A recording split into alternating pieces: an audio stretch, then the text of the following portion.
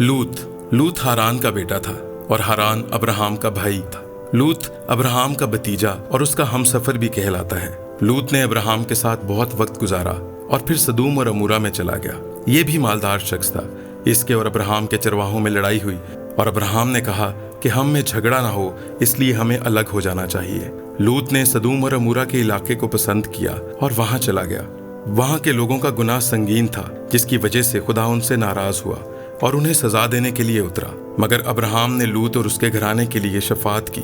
खुदा के फरिश्तों ने लूत और उसकी बीवी और उसकी बेटियों को उस इलाके से निकालकर दूसरे इलाके में भेज दिया और उसके बाद सदूम और अमूरा के इलाके को जला दिया गया।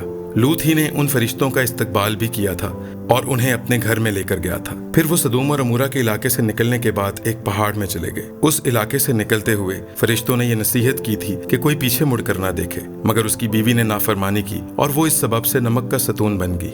लूत और उसकी दोनों बेटियां एक गार में थे। उनकी बेटियों ने उसे मैं पिलाई, इस सोच से कि उनके बाप की नस्ल जमीन पर खत्म ना हो जाए, और इसके लिए वो उससे हम आगोश हुई। मगर लूत को ये बात मालूम न थी। उनसे 2 बेटे पैदा हुए, एक का नाम मोआब और दूसरे का बिन अम्मी था, जिनसे खुदा नाराज हुआ।